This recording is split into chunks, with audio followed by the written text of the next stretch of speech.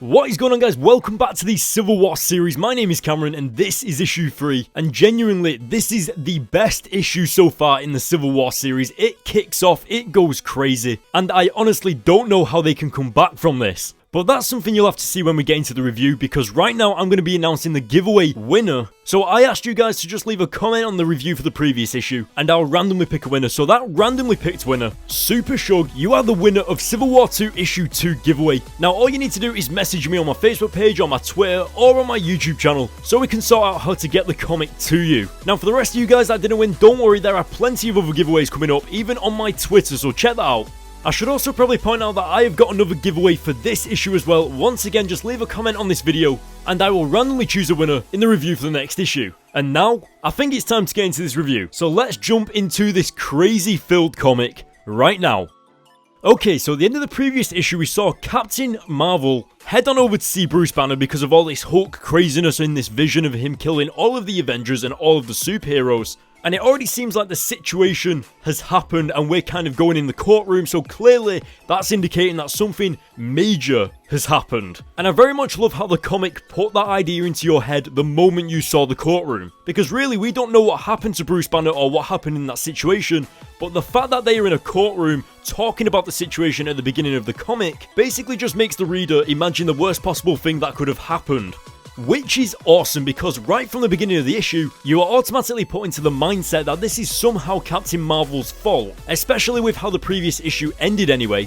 Now, differentiating the characters between Tony Stark and Carol Danvers, aka Captain Marvel, you can very much tell that Captain Marvel is there as a mission, you know, to question Bruce Banner and all that crazy stuff. Whereas when Tony Stark arrives, he's there as a friend to Bruce Banner, he's there as a friend, as a colleague, and I think that's where the issue picks up and begins to become hostile.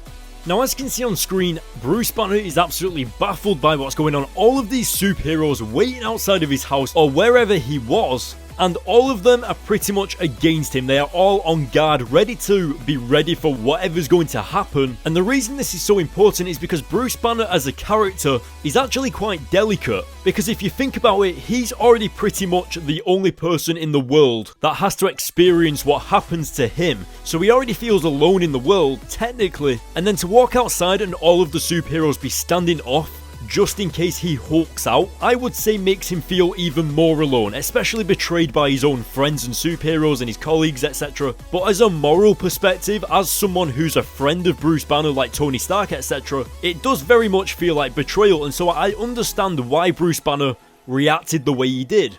But now, jumping into what could be the craziest part of the comic, out of nowhere, an arrow fires from the trees and kills Bruce Banner the Hulk. A founding member of the Avengers, one of the main characters, has just been murdered. And when this happened, I swear I backflipped through like 10 buildings, my chair exploded, I flew into space. I do not know what happened, but I was speechless. Like, who could have done this and managed to get past all of these superheroes around to initiate this kill? And it turns out that it was actually Hawkeye who did it. And that sort of steps the level up in terms of being betrayed by your friends. And it was completely out of nowhere, and I'd probably say one of the biggest shocks of the all-new, all-different Marvel universe so far. We also can't forget that Miles and Gang are watching the courtroom play out on their computer as we see it. And I think it's awesome how the comic is including Miles as much as it can. I mean, with all the characters in the comic, Miles actually has quite a bit to say, if you compare it to all the superheroes that are actually there in the comic anyway. Now, going into what's happening on screen, we discovered that it was actually Bruce Banner that told Hawkeye to put him down if he ever did Hulk out again. And something that I found really cool about this issue was that they actually acknowledged that that is just Hawkeye's word against theirs. There's no actual proof that this happened. And the reason why I like that is because usually comics dumb things down, you know, they scan over that particular detail, whereas this comic did not let that go, and they made sure to let Hawkeye know that it's his word against theirs, considering that the only other person that knew about this interaction was Bruce Banner himself. I liked the argument in particular, where it was argued that Bruce Banner didn't even Hulk out at all, so still Hawkeye should not have killed him. But then again, Hawkeye says that he was going to Hulk out, and that again is Hawkeye's word against theirs. And of course, as you just saw on screen, it was confirmed by Bruce Banner himself on video recording that he had asked Hawkeye to kill him if anything like that had happened. So technically Hawkeye is in the clear, there's evidence, there's proof, and so I would think that Hawkeye should, in my opinion, not be sentenced to prison or jail or any form of punishment, simply because he was doing something that a friend had asked him to do. Now, whether it was right to do it, I don't actually think lies in the hands of Hawkeye. It's more or less in the hands of the Inhuman who can see the future, Ulysses, and Captain Marvel. And maybe a little bit in Tony Stark's hands as well, because he was also there.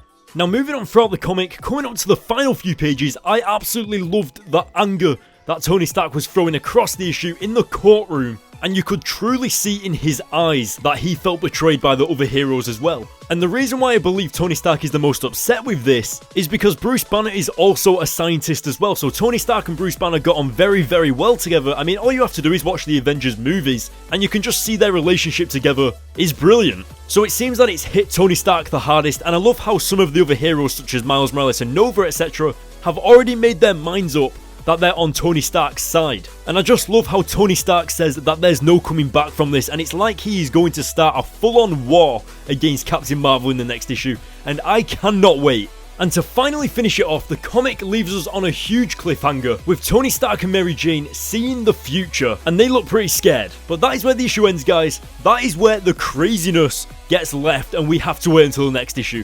What did you think? Let me know in the comments section below. But before you do that, I just want to point out that if you think about it, Miles Morales is on Tony Stark's team, and the Amazing Spider-Man Peter Parker is on Captain Marvel's team. So I am hoping so much right now that Miles gets to fight Peter Parker. That would be so awesome. Spider-Man v Spider-Man is going to get crazy. I'm going to give this issue a 10 out of 10. It gets me so hyped up for the next issue, and just the fact that Bruce Banner, a founding member of the Avengers, has been murdered is mental. Tony Stark's rage is hopefully going to come out in the next few issues, and hopefully see him use that rage to his full potential. Now honestly, complete seriousness now, the only way I can see Civil War ending is if Ulysses, the Inhuman who sees the future, dies. That is literally the only way I can see all of this craziness ending. But anyway, I'll let you guys speculate. Let me know what you thought in the comment section below. If you loved this issue and like this review, then hit that like button. Don't forget you can go to the links in the description and become a patron, get early access to these videos, free comics every week and more. So if that sounds like something you're interested in, then check it out. Now to finish the video off, guys, make sure you hit that subscribe button, and I'll see you next time.